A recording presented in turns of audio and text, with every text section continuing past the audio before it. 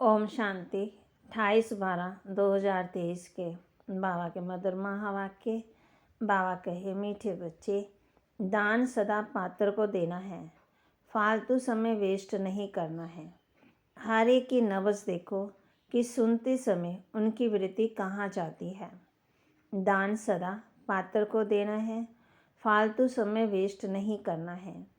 हर एक की नब्ज देखो कि सुनते समय उनकी वृत्ति कहाँ जाती है।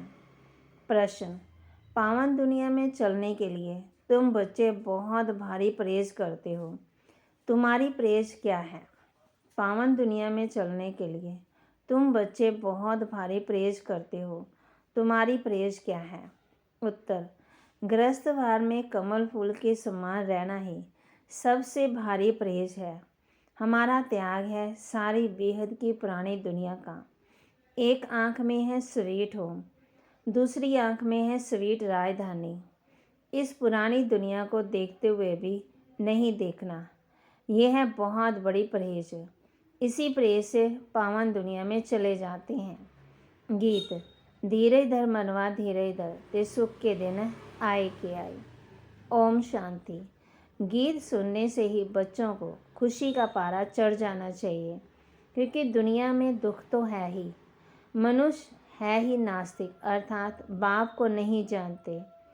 अब तुम नास्तिक से आस्तिक बन रहे हो। तुम बच्चे अब जानते हो कि हमारे सुख के दिन आ रहे हैं। बाबा कहे, कहीं भी तुम जाते हो तो पहले पहले तुम अपना परिचय दो कि हम अपने को ब्रह्मा कुमार कुमारी क्यों कहलाते हैं। ब्रह्मा है प्रजापिता, शिव का बच्चा। उनसे उस निराकार को कहा जाता है। ब्रह्मा विष्णु शंकर तो उनके बच्चे हैं। विष्णु और शंकर को कभी प्रजापिता नहीं कहेंगे। प्रजापिता ब्रह्मा यहाँ है। देखो, ये पॉइंट अच्छी तरह धारण करो। लक्ष्मी नारायण राधे कृष्ण को प्रजापिता नहीं कहेंगे। प्रजापिता ब्रह्मा नाम मशहूर है। ये है प्रजापिता साकार। और स्वर का रचयिता तो परमपिता परमात्मा शिव है।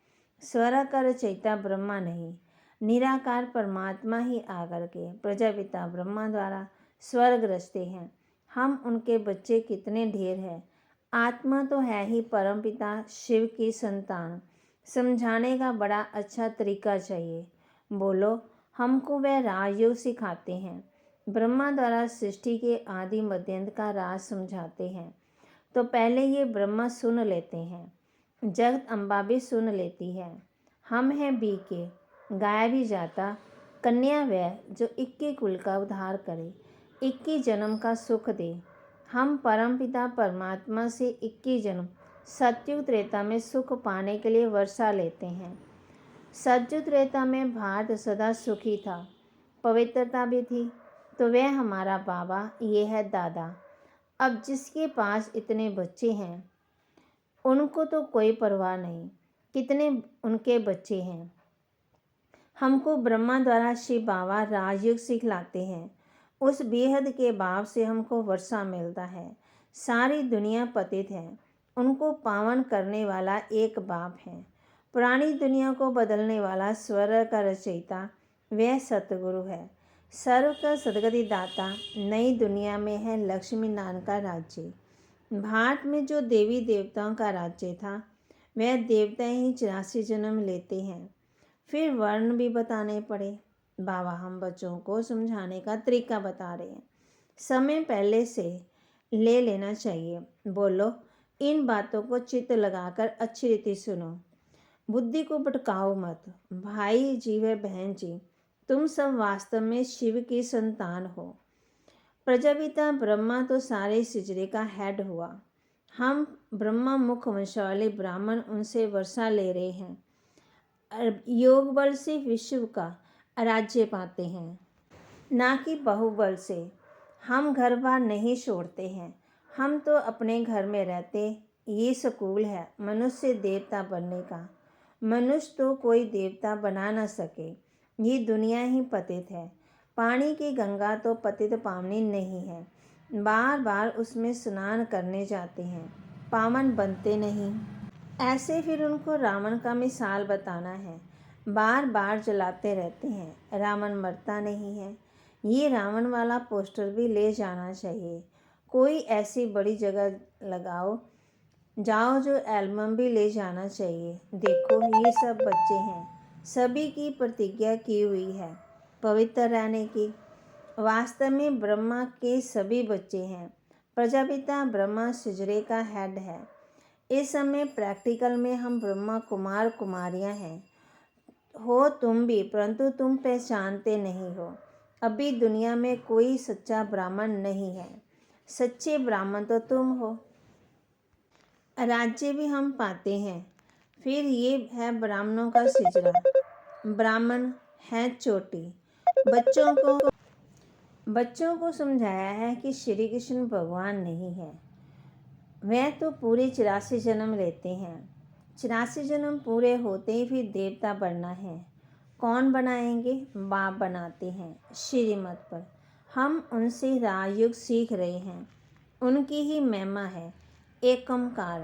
वह है निराकार, निरहंकारी। उनको आगर की सर्विस करनी पड़ती है। पति दुनिया पति शरीर में आते हैं। अभी वही गीता एपिसोड रिपीट हो रहा है। महाभारी लड़ाई भी लगी थी। सब मशरों दृश्य गए थे। अब वही समय है। परमपिता परमात्मा शिव भगवानों है। वह है रचयिता।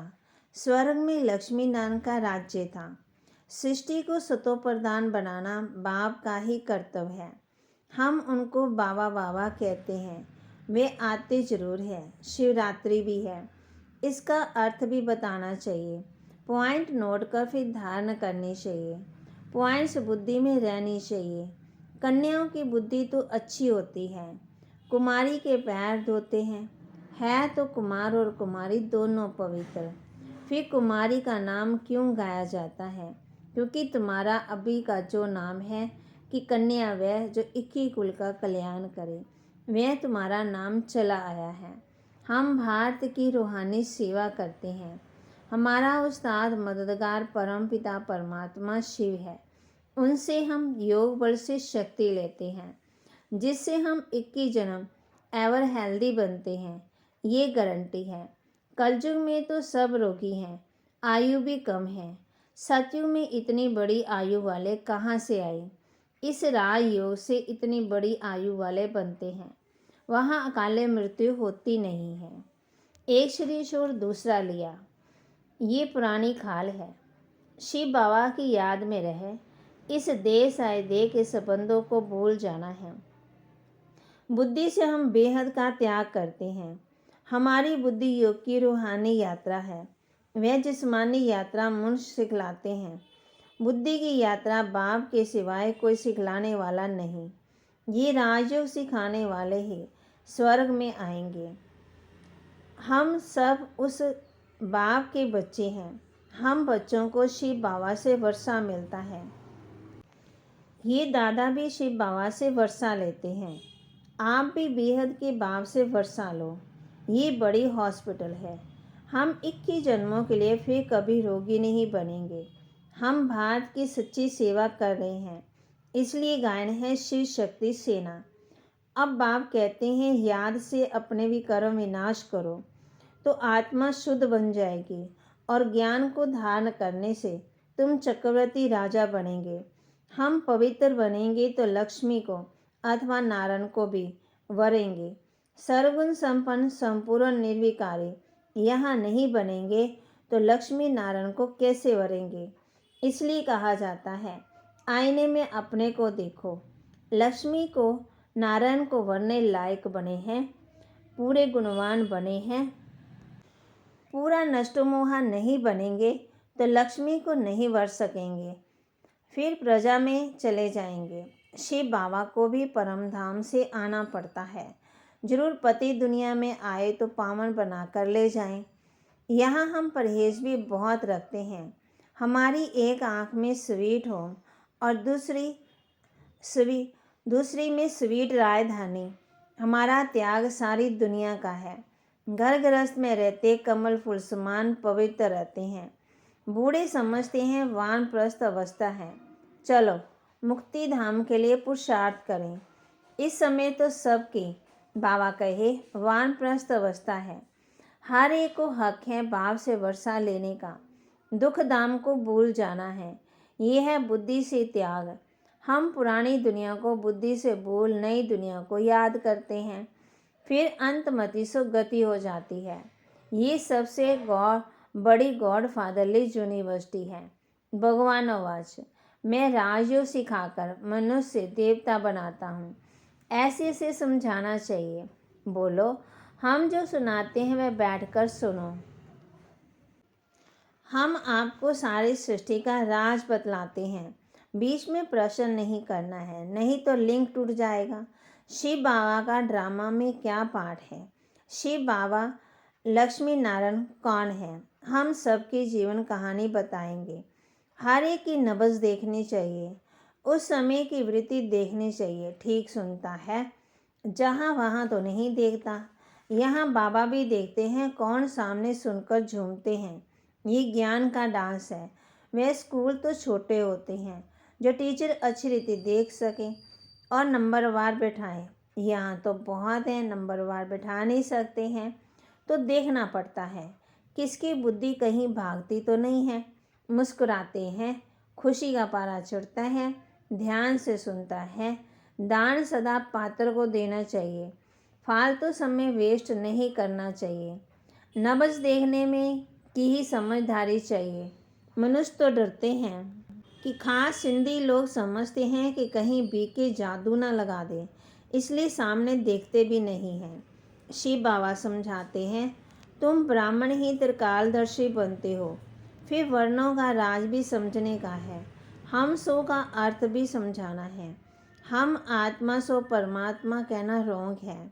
कोई भी ब्रह्मा को भी मानने वाले हैं। तो बाप कहते हैं, अब ब्रह्म तो रहने का स्थान है। जैसे हिंदुस्तान में रहने वाले अपना हिंदू धर्म कह देते हैं, वैसे ये ब्रह्म तत्व तो कह देते हैं कि हम ब्रह्म हैं। बाप की महिमा अलग है, सर्वगुण संपन्न, 16 कला संपूर्ण। ये महिमा देवताओं की है। आत्मा जब शरीर के साथ है तब उसकी महिमा है। आत्मा ही पतित अथवा पावन बनती है। आत्मा को निर्लेप कह नहीं सकते हैं। इतनी छोटी सी आत्मा में 84 जन्मों का पाठ है, उसको फिर निर्लेप कैसे कहेंगे? अभी बाबा पीस स्थापन करते हैं तो तुम बच्चे बाबा को क्या प्राइज देते हो? वह तुमको 21 जन्मों की स्वर्ग की राजधानी की प्राइज देते हैं। तुम बाबा को क्या देते हो? जो जितनी प्राइज बाप को देते हैं उतनी फिर बाप से लेते भी हैं। पहले पहले इसने प्राइज दिया। शिव बाबा तो दाता है। राजी लोग कभी हाथ में ऐसे लेते नहीं हैं, उनको अन्नदाता कहा जाता है। मनुष्य को दाता नहीं कह सकते। बल तुम सन्यासियां आदि को देते हो, परंतु रिटर्न फल तो फिर भी शिव बाबा दाता देता है। कहते हैं सब कुछ ईश्वर ने दिया है, ईश्वर ही लेते हैं। कोई मरता है तो रोते क्यों हो? परंतु ना वह लेते हैं ना वह देती है। वह तो लौकिक माँ बाप जन्म देते हैं। फिर कोई मर जाता है, फिर दुखी क्यों होते? यदि ईश्वर ने दिया, उसने ले लिया, तो दुख क्यों होना चाहिए? बाबा कहते हैं, मैं तो दुख सुख से न्यारा हूँ। तो इस दादा ने अपना सब कुछ दिया, इसलिए फुल प्राइज भी ले रहे हैं। कन्याओं के पास तो कुछ नहीं है। यदि उनको माँ बाप देते तो फिर शिव बाबा को दे सकती है। जैसे मम्मा भी गरीब थी, फिर देखो कितनी तीखी गई, तन मन धन से सेवा कर रही है। तुम जानते हो, हम सुखधाम जाते हैं वाया शांति धाम। जब तक हम बाप के पास नहीं जाएंगे तो ससुर घर कैसे जाएंगे? पियर घर तो बैठे हैं ना। पहले बाप से पास जाएंगे, फिर ससुर घर आएंगे। ये है शोक वाटिका। सतयुग है अशोक वाटिका। वहाँ सुख ही सुख है, जिसके लिए हम पुरुषार्थ करते। बाप कहते हैं, मैं तुम बच्चों को साथ ले जाता हूँ। अच्छा, मीठे मीठे सिकिलदे बच्चों प्रति माता पिता बाप दादा का याद प्यार और गुड मॉर्निंग। रूहानी बाप की रूहानी बच्चों को नमस्ते। रूहानी बच्चों की रूहानी बाप दादा को दिलवा जान सिकवा प्रेम से नमस्ते। इस वानप्रस्थ अवस्था में स्वीट होम और स्वीट राजधानी को याद करने के सिवाय बुद्धि से सब कुछ भूल जाना है, पूरा नष्टोमोहा बनना है। बाबा ने हम बच्चों को नष्टोमोहा बनने का तरीका भी बताया। इस वानप्रस्थ अवस्था में स्वीट होम और स्वीट राजधानी को याद करने के सिवाय बुद्धि से सब कुछ भूल जाना है, पूरा नष्टोमोहा भी बनना है।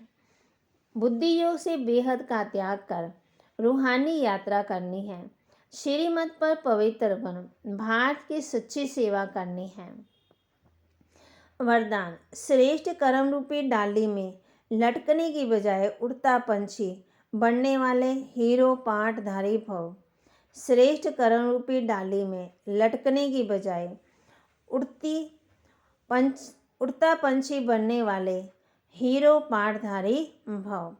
संगम युग पर जो श्रेष्ठ कर्म करते हो, ये श्रेष्ठ कर्म हीरे की डाली है। संगम युग का कैसा भी श्रेष्ठ कर्म हो, लेकिन श्रेष्ठ कर्म के बंधन में फंसना अथवा हद की कामना रखना, ये सोने की जंजीर है।